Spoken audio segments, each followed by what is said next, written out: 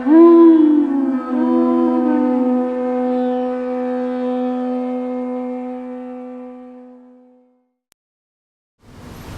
we are reading from the Srimad Bhagavatam, 7th canto, 5th chapter, text number 2 and 3. So first we recite together number 2, and there is no purport to that verse, so I'll read number 3 also on the purport.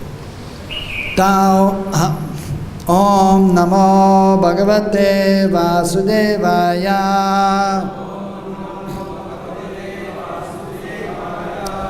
Om Namo Bhagavate Vasudevaya.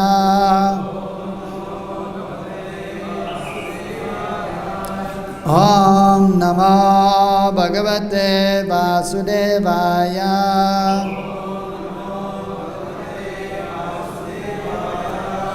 Narayanam Namaskritya Naram Chaiva Narottamam Devim Sarasatim Vyasam Tato Jayamudirayet. Nashtapaye Shubhadesho Nityam Bhagavata Sevaya Bhagavati Uttama Shloke Bhaktir Bhavati Naishtike.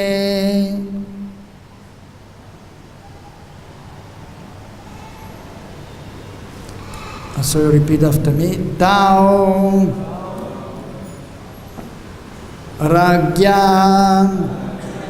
Prapitam Balam Praladam Naya Kovidam Pathayam Asatu Patyan Anyams Chasuram Balakan Tauragya Prapitam Balam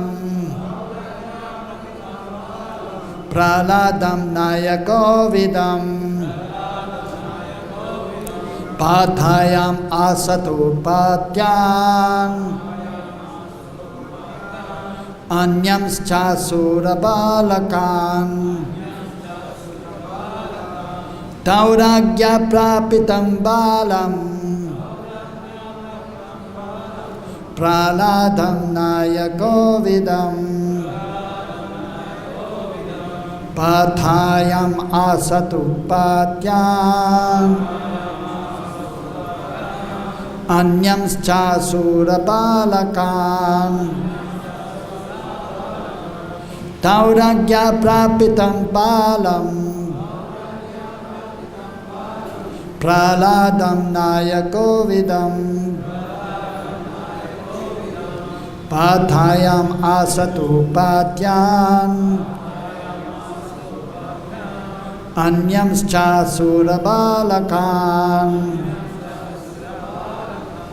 Tau, those two, Sanda and Amarka, Ragya, by the king, Prapitam, sent, Balam, the boy, Praladam, named Pralad, Nayakovidam, who was aware of moral principles. Pathayam Asatu, instructed. Patyan, books of material knowledge. Anyan, other. Cha, also. Asurabalakan, sons of the Asuras. Translation. Prahlad Maharaj was already educated in devotional life. But when his father sent him to those two sons of Shukracharya to be educated, they accepted him at their school, along with the other sons of the Asuras. Text number 3. Yattatra guruna proktam shushruve anupapatacha nasadu manasa mene sapara sargra ashrayam. Translation and purport by His Divine Grace Srila A.C. Bhaktivedanta Swami Srila Prabhupada. Srila Prabhupada ki. Translation. Prahlad certainly heard and recited the topics of politics and economics taught by the teachers. But he understood that political philosophy involves considering someone a friend and someone also an enemy, and thus he did not like it. Purport. Politics involves accepting one group of men as enemies and another group as friends. Everything in politics is based on this philosophy. And the entire world, especially at the present, is engrossed in it. The public is concerned with friendly countries and friendly groups, or enemy countries and enemy groups. But as stated in Bhagavad-Gita, a learned person does not make distinction between enemies and friends. Devotees especially do not create friends and enemies. A devotee sees that every living being is part and parcel of Krishna. Mamya vamso jiva bhuta. Therefore, a devotee treats friends and enemies equally by trying to educate them both in Krishna consciousness. Of course, atheistic men do not follow the instructions of pure devotees, but instead consider a devotee their enemy. A devotee, however, never creates a situation of friendship and enmity. Although Prahlad Maharaj was obliged to hear the instruction of Sanda and Amarka, he did not like the philosophy of friends and enemies, which forms the basis of politics. He was not interested in this philosophy.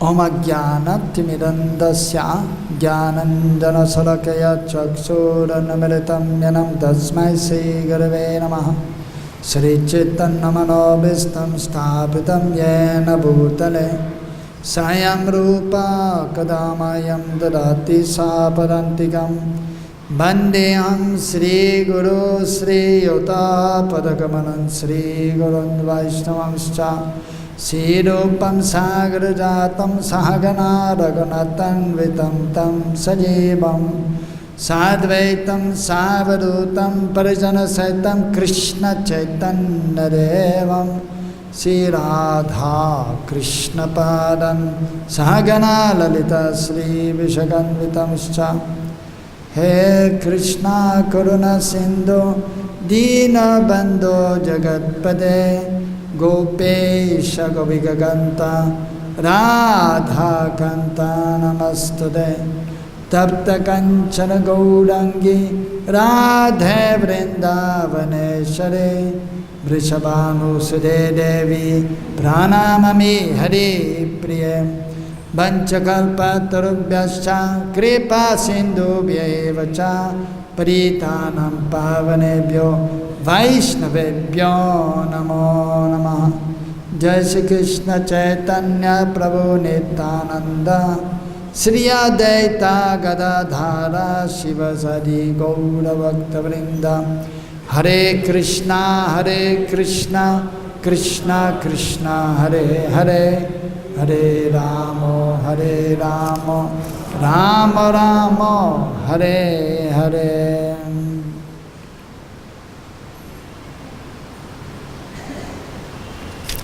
So here in this chapter, Prahlad Maharaj, the saintly son of Hiranyakashipu, is being described. And so Narada Muni is actually speaking to Yudhishthira Maharaj. So about the wonderful qualities of Prahlad Maharaj. So here it is explained that Prahlad, he was actually very fortunate and he was already educated in devotional life, as we know by Narada Muni himself. So his mother, the wife of Hiranyakashipu, so she was very fortunate that she was able to stay at the ashram of Narada Muni, who saved her. As Hiranyakashipu was performing austerities, the demigods, they saw that she was pregnant, and they wanted to take her and then kill the child in the womb, actually. So of course the demons, they are always envious of the devotees, and they are ready to do all sinful activities. They are against the Supreme Lord, and they are against the devotees. But the demigods, they are supposed to be abiding by the desires of the Lord and serve the Lord and take care of the devotees. But sometimes even the demigods, they become bewildered by the external energy, and they become sometimes envious, and sometimes they perform activities which are not to be done by devotees of the Lord. So Sisi Gaunitai ki, Sisi Krishna Balaram ki, Sisi Radha Shama Sundar ki. So therefore we can see in the Srimad Bhagavatam that even the great demigods, they sometimes, they want to kill somebody else who is innocent. Like Prahlad Maharaj, because they thought he's a demon there in the womb of Hiranyakashipu's wife, so he should be killed before he appears in this world. So from one point of view, they wanted to destroy the root cause of maybe some future problem, but they had they were not knowing that this child in womb is a great devotee of the Lord. So therefore, Narada Muni, by the will of the Lord, he intervened and he protected Prahlad's mother and Prahlad and brought them to his ashram. So Prahlad Maharaj, he was hearing from Narada Muni even while he was in the womb. So what to speak when he appeared also then. So he was trained by Narada Muni, one of the greatest devotees of the Lord, pure devotee of the Lord. So therefore it is mentioned that he was already educated in devotional life. And we can see that children, they quickly, they will learn from the parents. They will actually try to imitate the parents. So therefore the children of the devotees are very fortunate. But then just like Prahlad Maharaj, so they have to know also the things of this world. They have to get educated in this material world.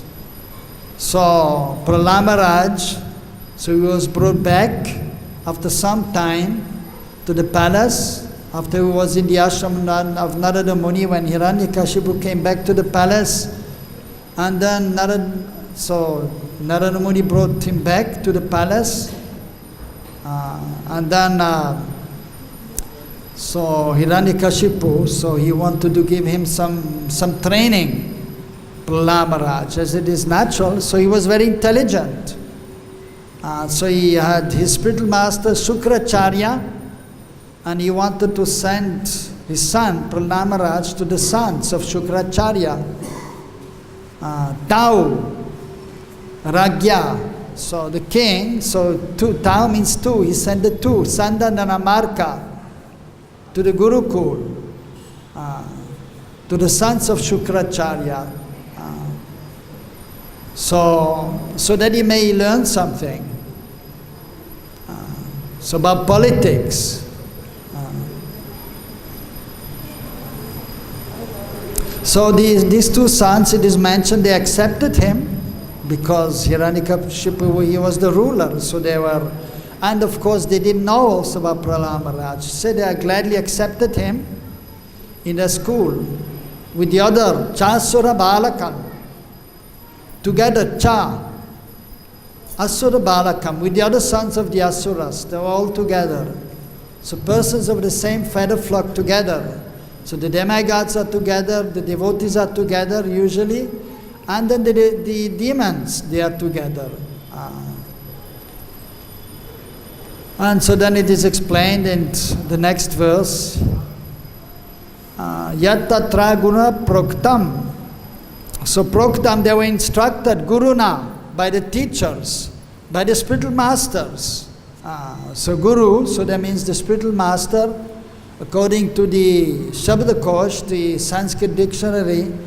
So guru means not just the spiritual master actually, and even there are different kinds of spiritual master, the Diksha Guru, the Shiksha Guru, Vatma Pardashaka Guru, Bhajan Guru, so one who is giving initiation, pure devotee of the Lord, representative of the Lord, who is connecting the disciple, the aspiring devotee to the Supreme Lord.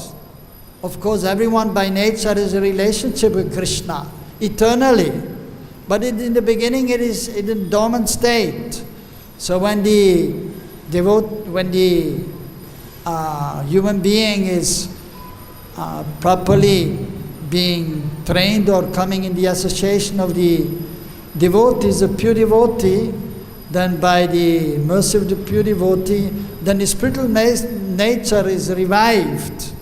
And then, so then the spiritual master is connecting him, so by giving him instructions, and then Krishna will accept him. So the Shiksha Guru is giving instructions. Usually Diksha Guru is also giving instructions. But there's one Diksha Guru who is connecting, giving a spiritual name, and then is properly then accepted by the Lord, by the transcendental arrangement, and usually is giving Shiksha also, instructions. But there may be different other Shiksha Gurus instructing spiritual masters who are also empowered to help the conditioned soul. So they may come closer to Krishna, so they may realize Krishna and their nature, spiritual nature and their relationship with Krishna. And in the beginning, one who is showing the path is accepted as spiritual master also, Vatma Pradarshak. He's showing the path, Pradarshan, Vatma of the path. So, but according to the Shabdakosh, the dictionary, also the elders, they are accepted as Gurujan, even the father and the mother, and those who are elder. But of course it is to be understood that these personalities who are then accepted as Gurujan, they should be well versed in the Vedic literatures. Saguru sapita chapi samata bandhava visha shiksha chetsaras matum harin nama kevalam. Who is really a guru? Who is a friend? Who is a father? Who is a mother?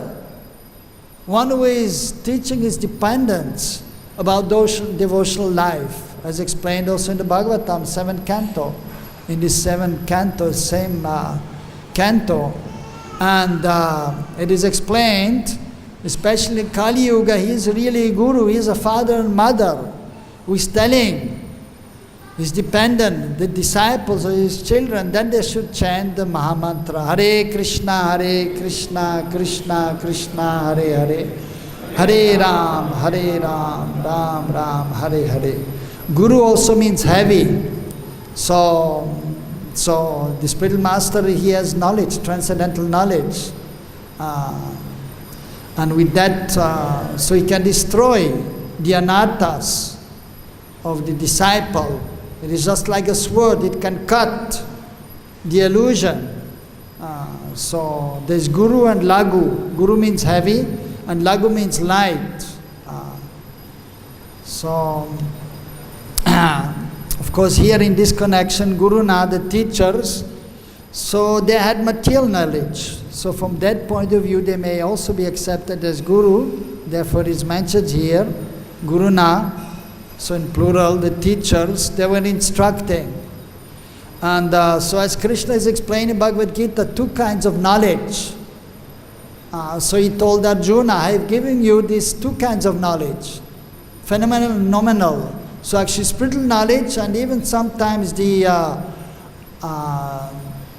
material knowledge that is, well actually it is useful many times and mostly, just like going to school. All the children, they have to go to school.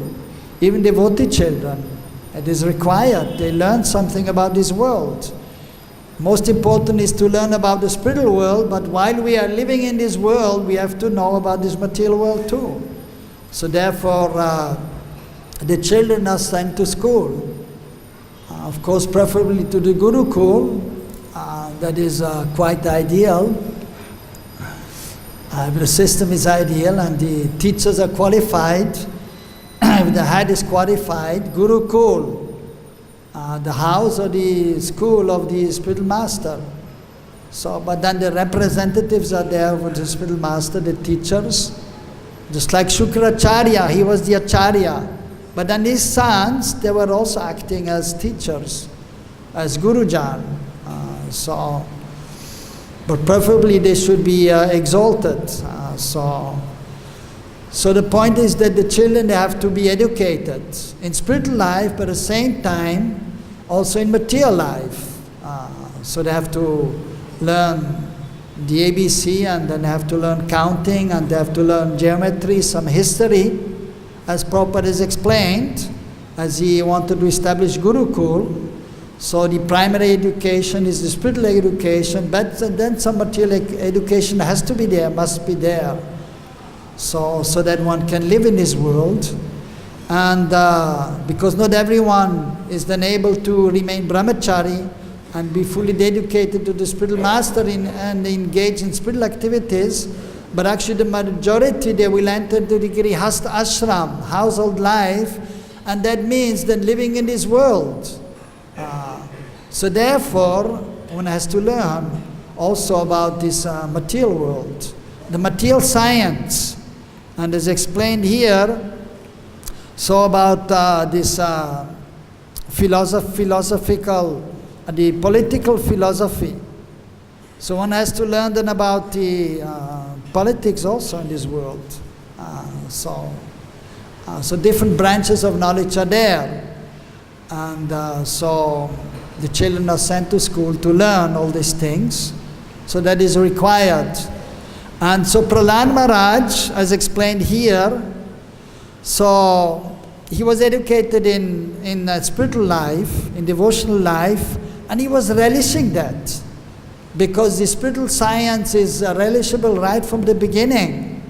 As soon as somebody is taking up devotional service, he will get some transcendental bliss, some transcendental realization, and that is ever increasing. Anandam buddhivardhanam, it is ever increasing. So therefore Prahlad Maharaj, he was taking pleasure in that, in devotional life, and he understood that is the real life. But then he was sent to school, and then these two teachers, Sanda and Amarka, they were telling him about politics, economics, and he did not like it. And generally you can see children, they don't like to go to school. When they are small, they like to play. They get pleasure in that, so they don't want to go to school. Even myself, I remember I had to go to school. I didn't really want to go to school in the beginning. I wanted to play. Even then there's kindergarten there before the school. You learn a little something. And I was thinking, and they're usually the playway, they're playing also there. And I was thinking, why they're sending me to this school? And there they're playing, but I can just play like this. Why I have to go to this school? But then after I understood that it is necessary, and I went to school and I learned so many things and became something educated. And then, but actually I didn't like it so much. But still, I had to go and I learned something. I could understand that, okay, it is useful. But still I like to play as all the children, even when they are a little older. And then, in India they play cricket. In the West you play football. So I was going to school, but then I was just waiting for the time when I can get off the school and quickly finish my homework. And I was good in studies, so I even usually finished my homework in the school. They had more time to play. I didn't play cricket, I was playing football. So, and I like to do that. And then, but then I was also interested in spiritual life. Why am I here in this world? What will happen at the time of death? So I was reading books about philosophy, different philosophies. So, and I'm finding more interest in that in the, even then I was, Switzerland is famous for different things like banks, maybe like a little infamous now, because all the Indians are keeping the black money there, and they want to control now. So, yes, I was working in a bank, but also I didn't like to work there in the bank, but I had to do something. My father told me, you have to work, do something. I understood I have to do something. And so I was doing that. But still, I like to do some other things more. Read spiritual books and play soccer. So that I like more. And so even the boys here in the school, I mean, Prahlad, he liked devotional activities and devotional plays are there. And and then he was telling his companions, that his friends, that okay, we play something, but we should not just play, but we should know what is the purpose of life. And so then he was telling them about devotional life, and as we know, then they all became devotees to some extent. So just by the influence of Prahlad Maharaj, because he was a devotee. And so he was influential because he knew what to do and what not to do. So association is very important. So we have to have proper association. But he had to go to school, and he was going to school, although he didn't like all these things. As explained here, especially in politics, and Prabhupada is explaining the purport, then there are friends and enemies. And you can see that it is happening in material life, and amongst the children also, they quickly have groups, and there are some friends there, and then some others, and they are not so friendly with them, and they have different groups. It is natural in this material world, even amongst the adults, and it is by nature also. Different persons have different natures. And again, the people of same nature, they will come together. It is natural. We can see even amongst the devotees that some devotees, they get together well, and then they have some reservations against others because they may have a different nature. So it is quite natural. But an important point is that we have to understand that we have to go beyond this philosophy of friend and enemy, and see everyone equally. So that is important also for the devotees. And so to understand that, and to come to the transcendental platform and see everyone equally, even if sometimes somebody is not agreeing with us. But then we should not think that that person is my enemy, or I don't speak to him. Many times you can see devotees, they have some different of opinion, and then they don't talk to each other. Even we have seen here, Brahmachari ashram, I know. Even amongst the pujaris sometimes they have some differences, and then they stay even together in the same room, and they don't talk together. Because this person said something I didn't like. And then they just become so much closed up, and and on the material platform actually. But we have to become mature and raise, and of course even sometimes, in the management it happens, or even sometimes amongst the GBCs. Now a little less, because after 50 years, as a whole, the society has become more mature. Like if somebody is 50 years old, he has become mature. If he is a little intelligent, if he is devoted. So even as society we can see, and the leaders, they have become very mature. And I remember the beginning, the GBC meetings, which are the leaders of our society, at the meetings in Mayapur, they were fighting with each other very much, with words, sometimes almost physical, but they could check themselves. But they were having big differences, and in words, but after sometimes they realize we are the leaders of a society, spiritual society, and we should be transcendently situated and go beyond this platform of friend and enemy.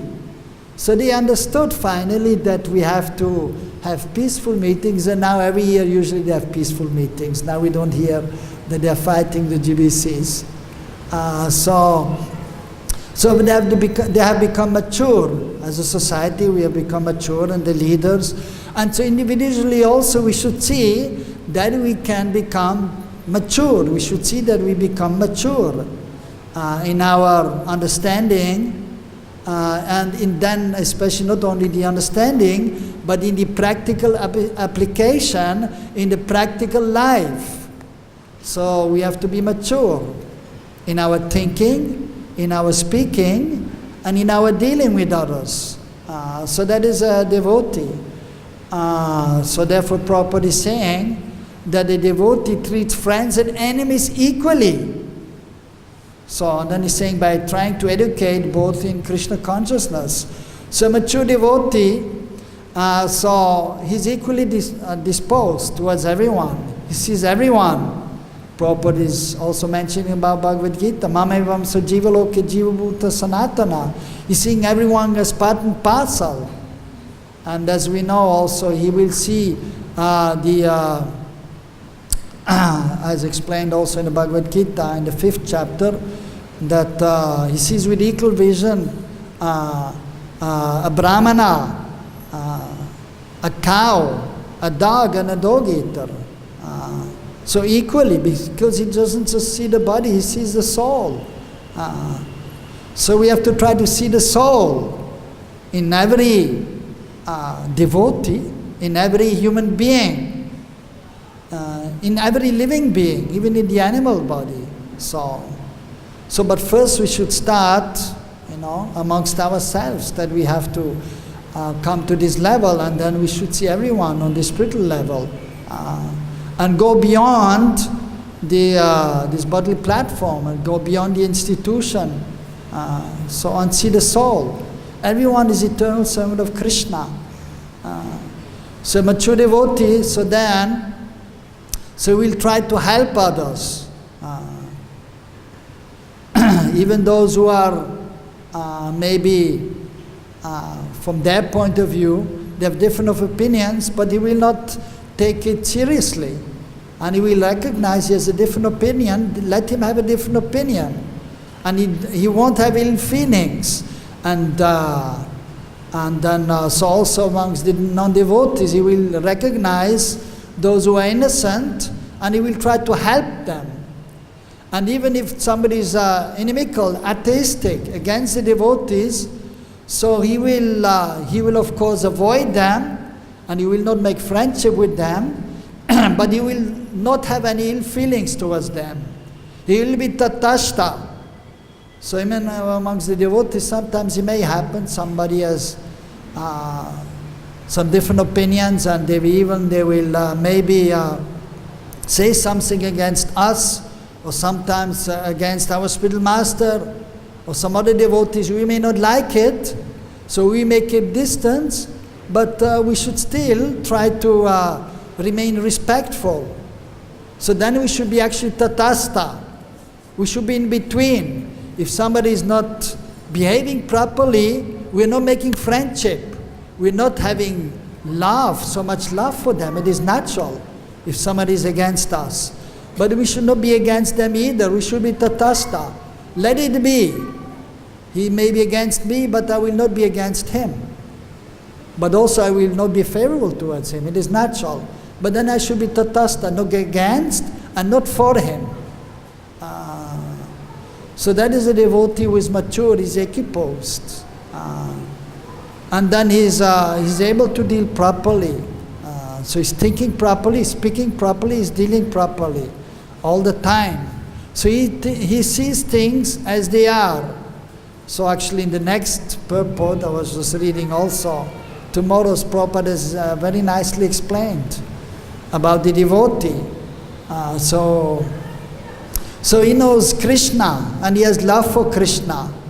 So basically speaking, therefore he knows everything. He sees things as they are. And therefore he loves everyone.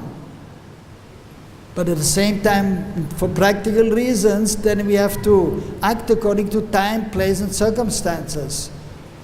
So, even for example, the wild animals are there. So the tiger and the lions. So he has love for them also. But he won't go. Of course, here they are not going around, but in some places they may be there. So, but he won't go and embrace like in the zoo. Just somehow, we can see that some crazy people. I just heard there was one drunken people. He wanted to commit suicide. So in Hyderabad, he just came out, and he was going to the zoo. And he thought, well, let me just go there where the lions are. He jumped into the place where the lions are. And he was thinking, okay. And he was drunk and he was not able to think properly. And he wanted to give up his life. And he thought, well, I can just go there and then they will just eat me up. No problem. So, but of course that is foolishness. But then he was there. And then the lions were there and they were ready to attack him and to eat him up. So the point is the spirit soul is there in the lion body, but we're not going near to the lion. That would be foolishness. Going in the zoo and going, okay, he's my brother too, the lion, let me embrace him. Then Haribol, he will say thank you very much and then he will have his good meal. So, in his own thinking and speaking. So when we see prasadam, then our senses are, wow, nice prasad, rasgula. Then the senses are going there and the mouth is becoming wet and the tongue is there, desiring to take the rasgula. And then we relish that. When the lion is seeing anybody just usually wandering around, so that is his meal. And then the senses are attracted and he will go and try to eat that living being. So somehow the people, they save him from the zoo. And so we have to use our intelligence and act according to time, place and circumstances. But we should always try to be in the association of the devotees who are more advanced, and make friendship with those who are svajatya bhakta, who have the same mood as we have, who are sincere, who are simply interested in becoming perfect in spiritual life. So even that different kinds of devotees are there. So first class, second class and third class. And so we have to try to associate with the first class devotees. And take their guidance and serve them so we get their blessing so we can advance.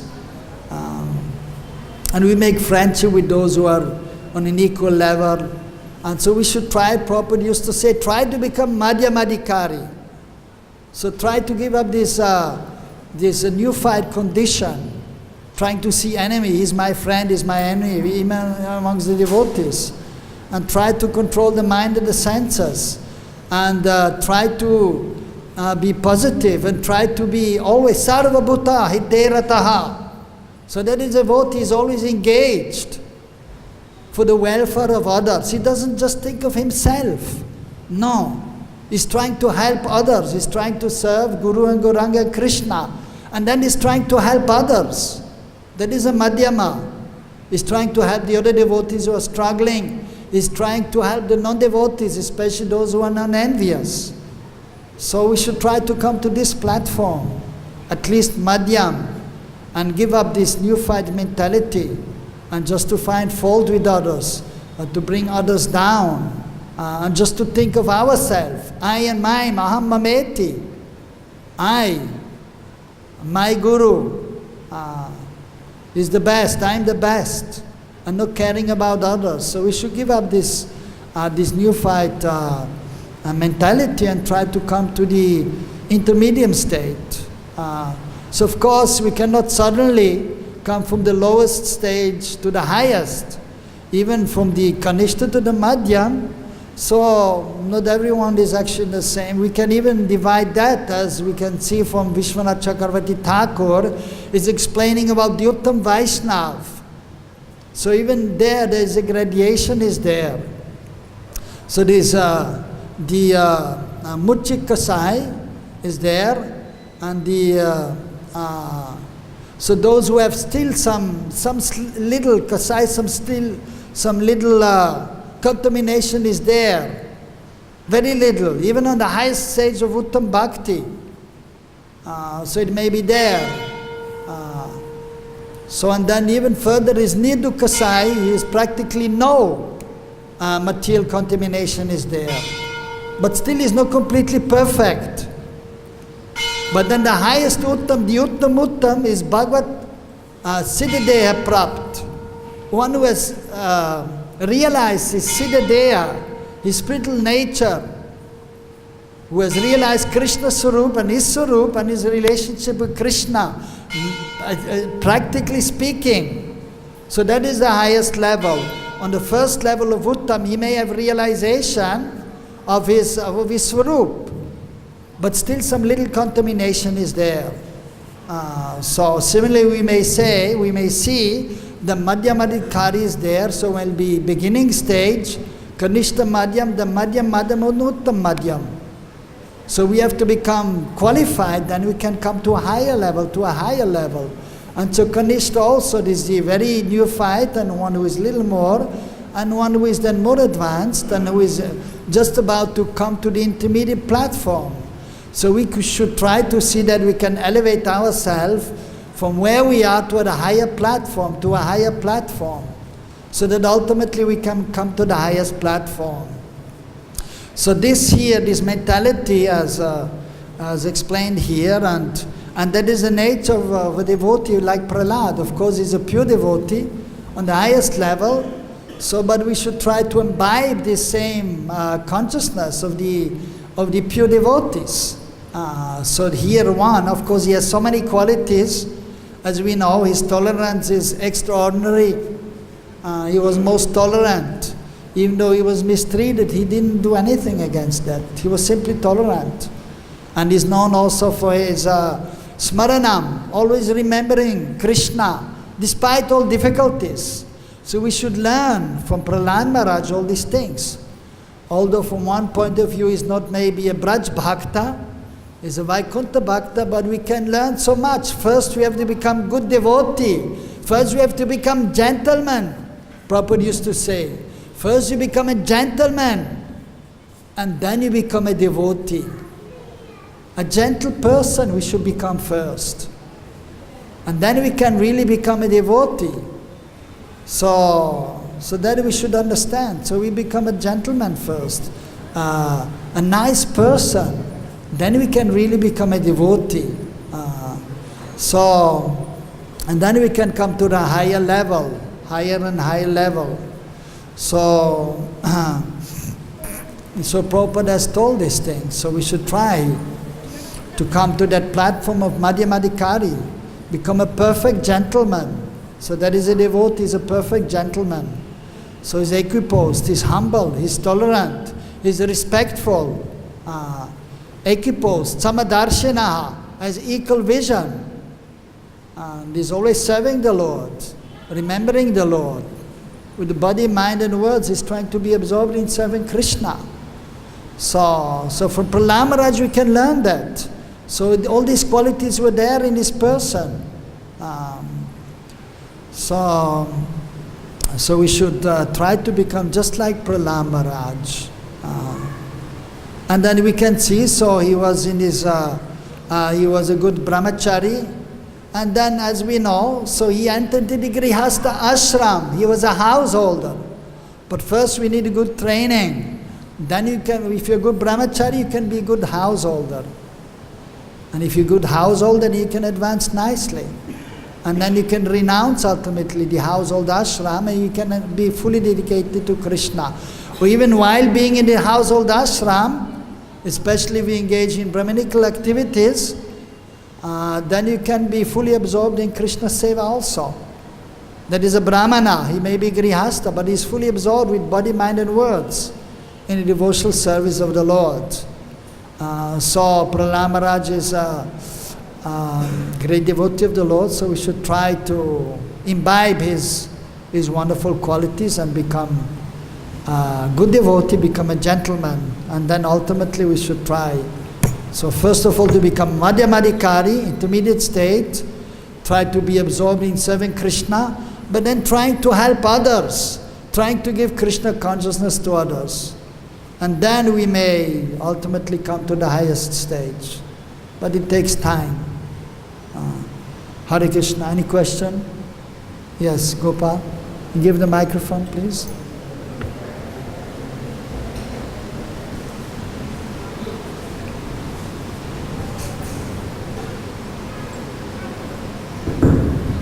Hare Krishna, thank you. Hare Krishna. One question in regards to tolerance. Tolerance, yes. I wasn't quite clear. Is there any point that we draw a line in the sand and if anyone transgresses that line, we will not accept what they say and even be willing to resort to violence? Or? To violence? Yes. Yeah. Yes, it may be there. So that is mentioned also by our acharyas. So in the scriptures also, that first of all towards ourselves. So we should always be very tolerant. Even if somebody is speaking badly about us, then we should try to tolerate. And we may leave that place, no problem. But for example, if somebody is trying to punch us in the face, then I mean, or even it is mentioned in the scriptures that if somebody wants to kill you, you must defend yourself. And then even if you kill that person, in that sense, if somebody tries to kill you, but then somehow you kill that person in return by just to defend yourself, then actually there's nothing wrong from your part. So I mean, you have to draw a line. If somebody is bothering you all the time, then my point was not necessarily bothering you. Yes, but others. But if they're making offense, to what? Srila Prabhupada always said that we are not the non-violence because look at the battle. Right. And if someone is making offense to Guru, yes, then we have to defend. Yes, then we must. Yes. Like Bhakti-Yoga. Yes. Well, that was just the first part I was explaining. Yes, I can give you one example. Yes. And there are many examples I know, but I'm just saying. This is a personal one. Yeah. Prabhupada did. But we had gone to a program, and normally at these programs we were the only attendants, so we were the draw of the program. And on this particular occasion, we arrived at the program, and there was a Pando stage set up with a Vyasa-san and 6 little chokis next to it. So sitting on the Vyasa-san was some big Mayavadi guru. And next to him were 5 chokis where his sannyasis were sitting. And then the very last one was empty, which was reserved for Prabhupada. And so when we went on the stage, and I saw that Mayavadi sitting in Vyasa-san, I told him, get out of that Vyasa-san, that's for Prabhupada. And then Prabhupada told me, okay, it's okay, I will tolerate this. So he went and he sat on this. And this Mayavadi began to speak. And we didn't know what he was saying, but he was speaking Mayavadi philosophy. And Prabhupada was becoming noticeably disturbed. finally he pointed to me and said, chant. And so in the middle of this Mayavadi's lecture, we began chanting, and then all the devotees started chanting, Prabhupada started chanting, everyone in the panel began chanting, and the Mayavadi left, got up and left, and then later when we were going back, Prabhupada said, he kicked them in their face. So Prabhupada, when it came to the point when people are preaching incorrectly, this is our goal, is to to destroy these rascals. That is otherwise true. It's Ram Krishna philosophy, Jatoma Tatopati. That is a nice pastime. But what I tried to explain first the personal thing, that we should tolerate as much as possible to ourselves. We should tolerate, but still even there is a limit. If somebody is always bothering you, then you may also try to avoid that person. Or if somebody, even sometimes, there was one time preaching in Jaipur, and then there were some thieves there.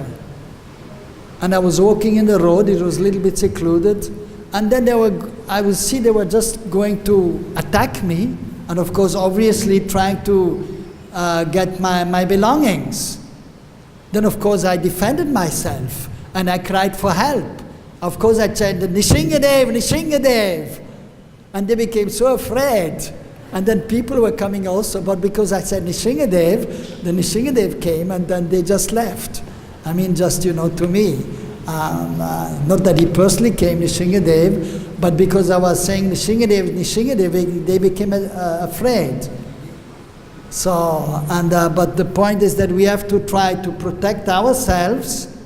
That is there, that is mentioned in scriptures. But then especially we have to be more tolerant ourselves, but then especially if somebody is trying to insult the Supreme Lord, or the pure devotees, or any Vaishnav, then we have to try to protect. Even common person, especially now there's so much abuse of women, so if we have the power, we should try to protect. If we see that somebody is trying to harm some woman, if we can, we should try to help. That is there. So that is very important. And so that we should not tolerate. If some injustice is done to others, then we should be very strong, like a lion, or try to defend the Supreme Lord and the devotees, even the common man. And we have the power to do that, so that is important. Even one more point is actually, but we have to see time, place, and circumstances. If, for example, somebody is attacking somebody else, and they have weapons, and you have no weapon, then trying to help the person who is in trouble, then maybe you'll get in trouble too. So then, then you just have to tolerate and see that in this material world, that is a dangerous place. And one living entity is food for another one. For example, you may see, just the other day I saw a dog, it happens a lot. And he was just catching a mouse and eating the mouse. So what we can do? We cannot try to save the mouse and run behind the dog. So we have to use our intelligence also. Similarly also, for example, it is even mentioned, like for example, you cannot instruct somebody who is not under you. I mean, you were ready to punch the person in the face, the Mayavadi, but Prabhupada stopped you. Because actually according to the common law, even according to etiquette, because he may be sannyasi and you're not a sannyasi, even though he may be Mayavad, you have to respect. So therefore Prabhupada stopped you also. But to just go there and punch him in the face, like you were ready to, or pull him out of Vyasasan, that was not proper. Although from your point of view, yes, the seat is actually for Prabhupada, because he's a pure devotee. But we have to also see the time, place, and circumstances. So that is very important. And we cannot just be like this, okay, my guru, and he's the supreme, the greatest devotee, and everybody else is, is below. That may be true. but you have to see time, place and circumstances.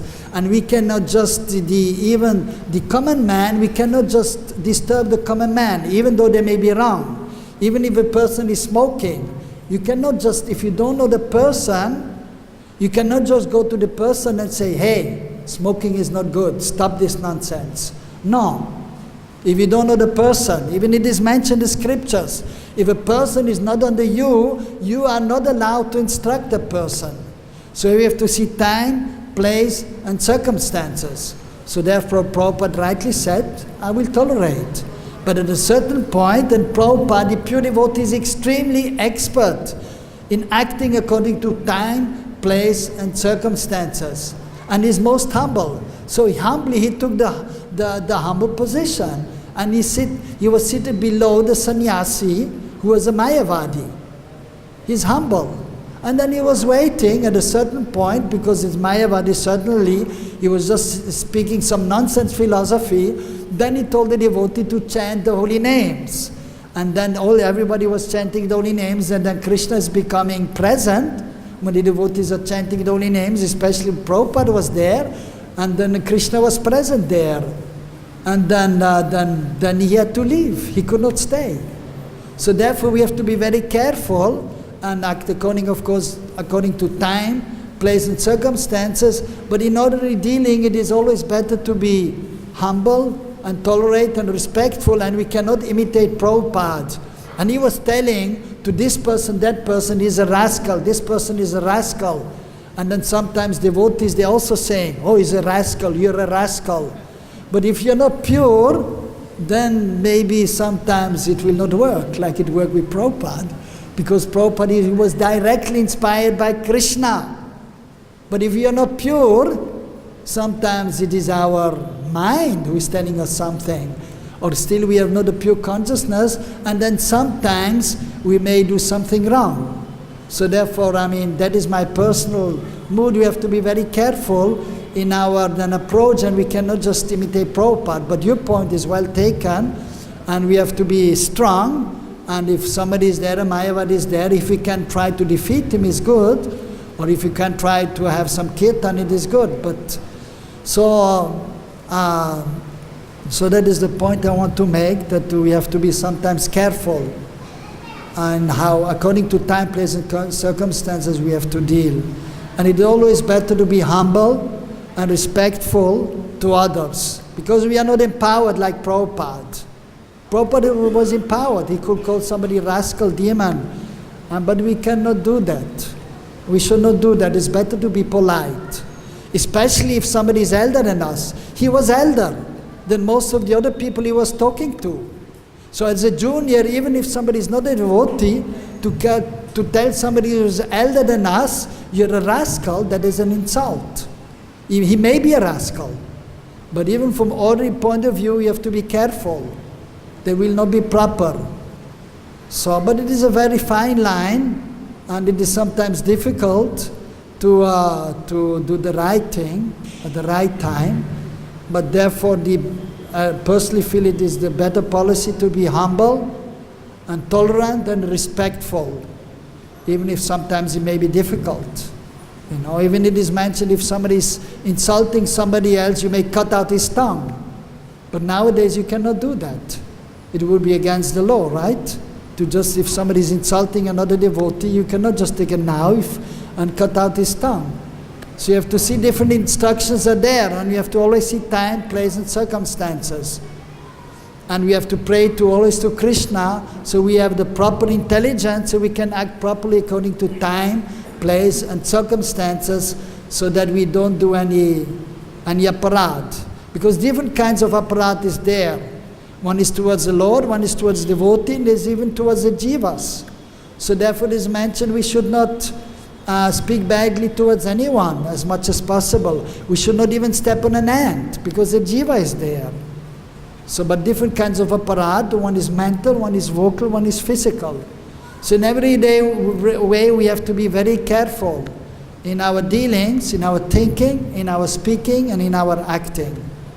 So that is that all right? So, but I appreciate your question and your input. Thank you very much. One last one. Yes.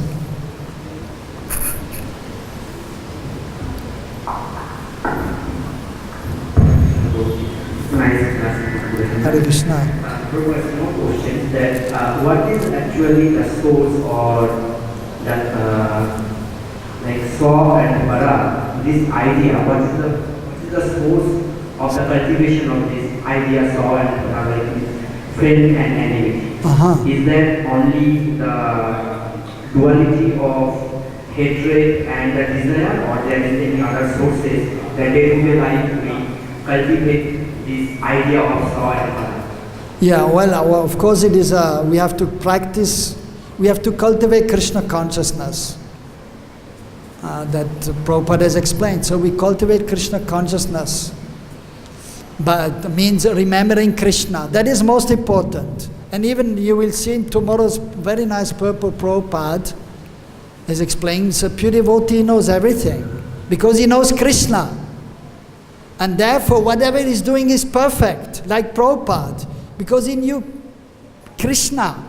He had love for Krishna. So whatever he was thinking, whatever he was speaking, whatever he was doing was perfect. 100%. So first of all, we should try to become Krishna conscious. Fully Krishna conscious. That is most important. Then everything will fall in place. Then our thinking will be proper. If you are Krishna conscious, our thinking is proper. Then our speaking will be proper. Our vision will be proper. Our hearing will be proper. Our doing, every activity will be proper. So the main point is try to be fully Krishna conscious. Of course it is not easy. So therefore we have to cultivate, but at the same time we have to also know what to do and what not to do. And for example, Niti Shastra, what is the proper behavior? So these things we have to learn also. So therefore, not to see everyone on the equal level, so that we have to cultivate. So that simultaneously we have to do the main thing to always remember Krishna, but at the same time we have to cultivate the other things also. We have to do an endeavor. Like for example, don't eat too much, don't sleep too much. So that we have to see, we have to practice, not to eat too much, not to sleep too much. And then the different activities, the different points that we have to cultivate, to have equal vision all the time. The cultivation is important because we cannot become Krishna consciousness immediately. It is not possible. Even you want to, but it is not possible because we are impure. So therefore we have to practice. We have to cultivate Krishna conscious, try to become as much as possible Krishna conscious. But at the same time we have to do the other things also. Act according to Vana Ashram. Although Vana Ashram is external, but everyone has to be in one ashram and must have an occupation. And then you have to follow the rules and regulations of the various Vanas and ashram. Act as a brahmachari. What are the rules of the brahmachari? That you should know. For example, especially in dealing with women as much as possible. So all these things you have to know, and then you have to try to cultivate. You have to act properly. So similarly with this friend and enemy, so this equal vision, so you have to practice that. You have to cultivate to have the equal vision, and you will be tested. Somebody will speak something to you you will not like, and then you will be tested. What is your reaction? So first we know, we should try to get the knowledge, but then you have to apply the knowledge also. And then you will get the realization. Otherwise you will not get the realization. So we should have the samabhav, equal vision, and not make friends and enemies. But then in practical life, you will see we have to practice. Is that all right? Okay? Karandraj Srimad Bhagavatam ki.